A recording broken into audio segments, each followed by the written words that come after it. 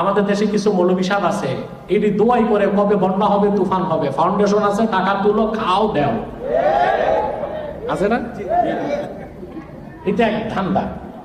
হাদিস শরীফে আসছে আল্লাহ লানত বর্ষিত হয় বাঈউল আকফান, কাফন বিক্রেতা যে, তার উপর আল্লাহ লানত আসে। কেন? কাফন বিক্রেতা সারাক্ষণ অপেক্ষা করে মানুষ কবে মরবে, কারণ মানুষ মরলে কাফন বিক্রি হবে। যারা এই যে ফাউন্ডেশন টাউন্ডেশন করে ত্রাণ দেয় না, এরা অপেক্ষা থাকে বছরে কখন বন্যা আসবে, কারণ বন্যা আসলেই তো আয়গা খায়গা জায়গা। বাহ, কি চমৎকার এনায়েতুল্লাহ আব্বাসী সাহেব, খুব হিংসা হচ্ছে তাই না? ভাবছেন মানুষ এত বিশ্বাস করে আহমদুল্লাহ সাহেবকে, এত বিশ্বাস করে লাখ লাখ কোটি কোটি টাকা দান করে, আমাকে তো মানুষ 1 টাকাও দেয় না, এটাই হিংসা হচ্ছে না?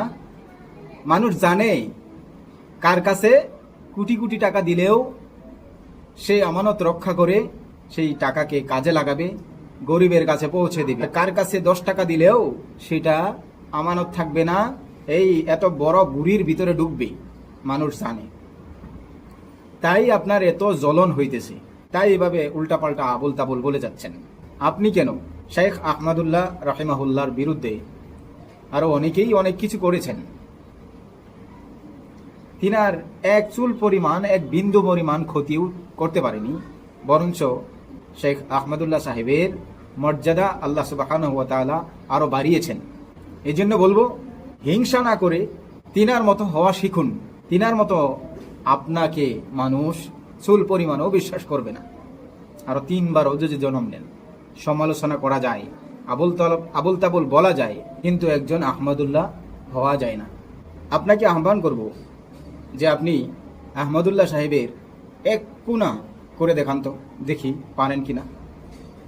তিনি যতটুকু করতেছে, শুধু তিনি বন্যার কাজে যে সাহায্য করতেছে তা না, বন্যা আসলেই যে তিনি লাফিয়ে পড়েন তা না, হর সাইটে তিনি অসহায় মানুষকে সহায় করে যাচ্ছেন। অন্যের সম্মান দেখলে যার হজম হয় না, হিংসার আগুনে জ্বলতে থাকে, আবুল তাবুল বলতে থাকে, সে আবার ইসলামের কি উপকার করবে, জনগণের কি উপকার করবে?